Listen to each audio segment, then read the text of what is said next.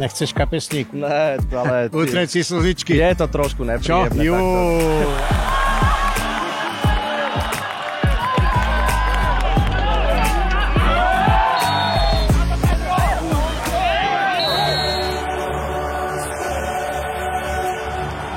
Tento program vám prináša Typos.bet. Športové stávky od Typosu.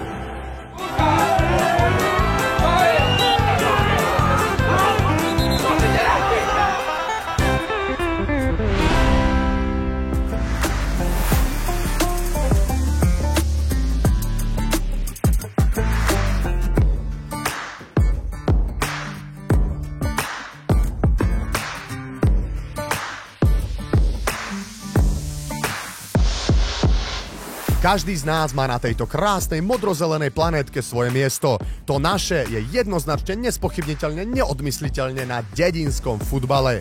Tento raz sme ale vypočuli volanie nášho hlavného mesta, presnejšie Dúbravky. No a museli sme sa uistiť. My sme iná liga a točíme dedinský futbal, takže bude to dedinský futbal? Bude to dedinský futbal. Takže, aby bolo jasno, sme v Bratislave? Áno, áno. Čiže v hlavnom meste? Áno, áno. Ale futbal je dedinský. Áno, áno, áno, áno. Výborne, tak sme tu správne. A tešíte sa na Laciho? Áno. Nie všade je však táto v Bratislave veľmi dobre známa legenda tak vrelo vítaná. 5 minút. 2 minúty. Ďakujeme. Dám ti minútu. Ďakujem. Tu bola vážený šatňa futbalového klubu The Dragons. Už od názvu Dragons vyplýva, že asi to nebude partia slovenských Jánošíkov. Asi nám nebudú rozumieť. Samý legionár,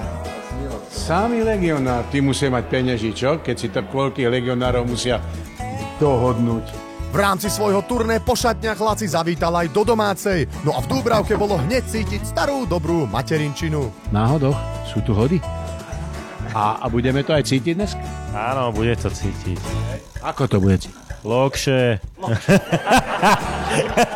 Burčák, túto robí domáci Burčák Miro.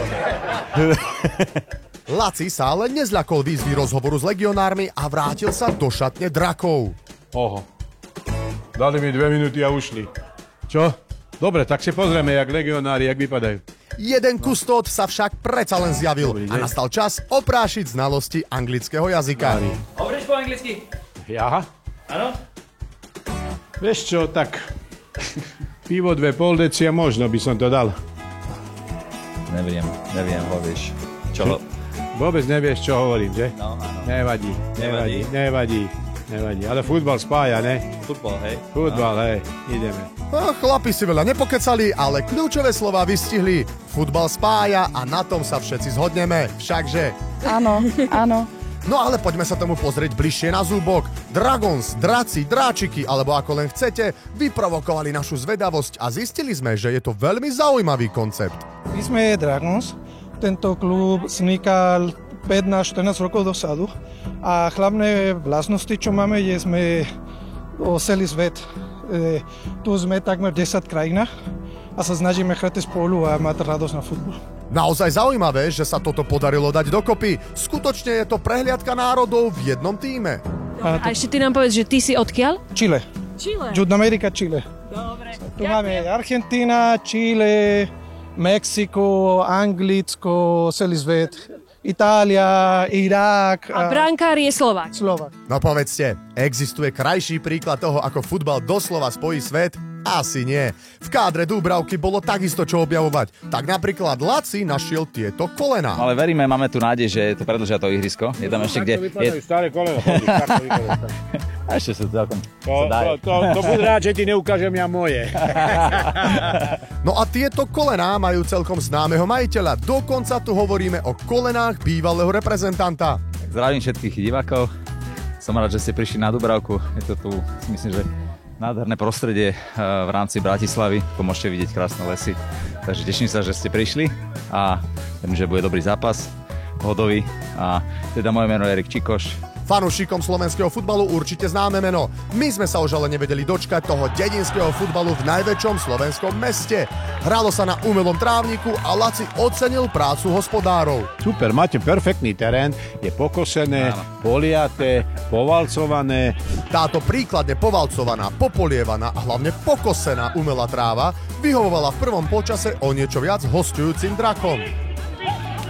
Nebol to síce žiadny pekelný tlak a ani veľké šance zatiaľ neboli, no minimálne tie ofenzívne štatistiky mali na svojej strane práve hostia.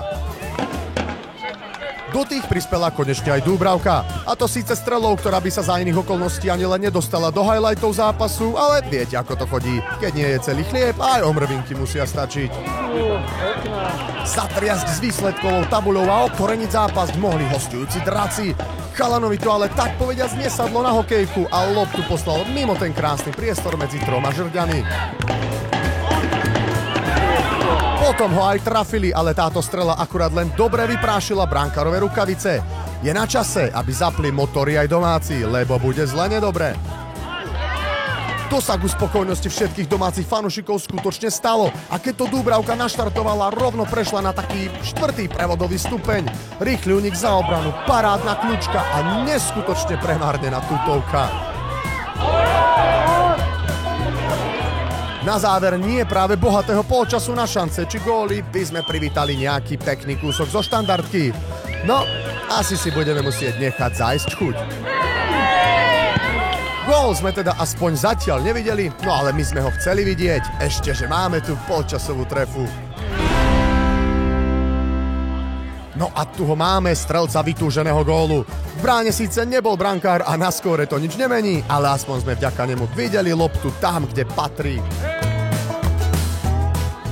Toto s určitosťou nebude rekordný zápas na góly, ale nejaký rekord v Dúbravke predsa len padol. A my sme radi, že sme boli pri tom. Počítam divákov 152, 153, 54, 55, 56, 57, 160. To mi nevychádza. 160, tá druhá strana je už spočítaná, takže a tam 160. Tam ich bolo 130. A tu je zatiaľ 160 máme? Tu 130 a teraz už som počítala postupne ostatných a ešte musím spočítať túto stranu, ktorá neprešla. Táto zlatá pani je chodiaca kalkulačka a celú návštevnosť držala v hlave.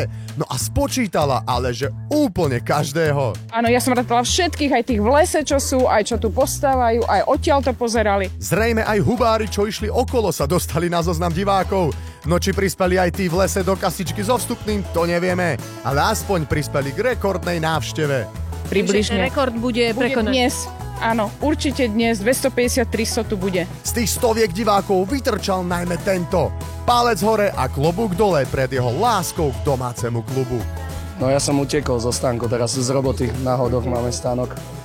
S taxikom som došiel, aby som podporil klub.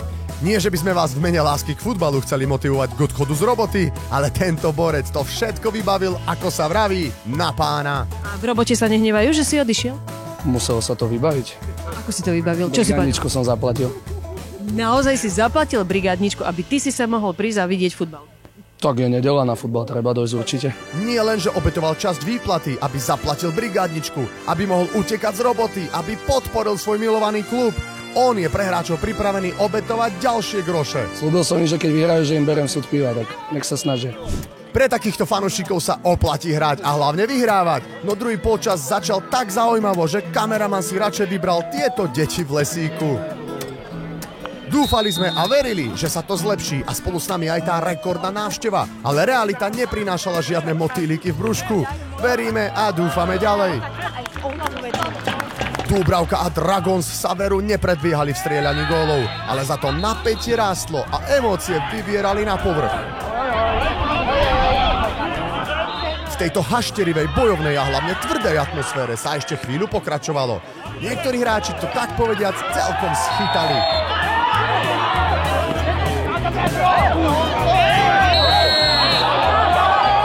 Paradoxne trošku nervov a fyzických boľačiek jednému z tímov náramne pomohlo. Dúbravka pokriala a začala drakov z Dragons hnať do úzkých.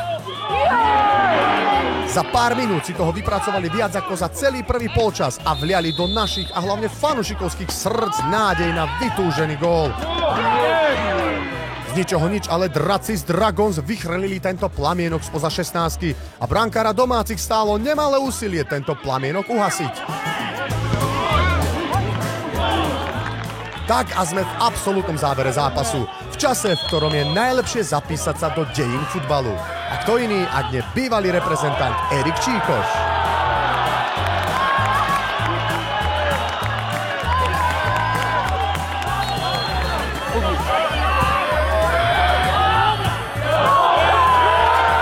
Dať rozhodujúci gól v poslednej sekunde so záverečným hvizdom, to musí byť sakra dobrý pocit. Teda, ako pre koho, brankárovi hostí do spevu nebolo.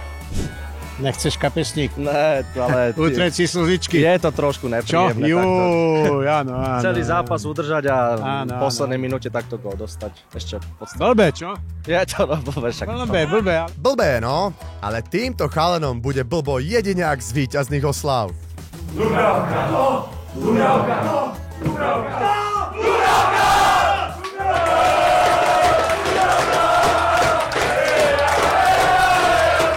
Ako to len zhodnotiť? Niekedy si to žiada košaté vety, niekedy zas nemáme slov. No a niekedy, ako teraz, to najlepšie zhodnotil tento fanúšik. Takže zápas bol dobrý. Hej? Aj nevadí, že iba ten jeden gól bol? Nevadí. Stačí. Stačí. OK.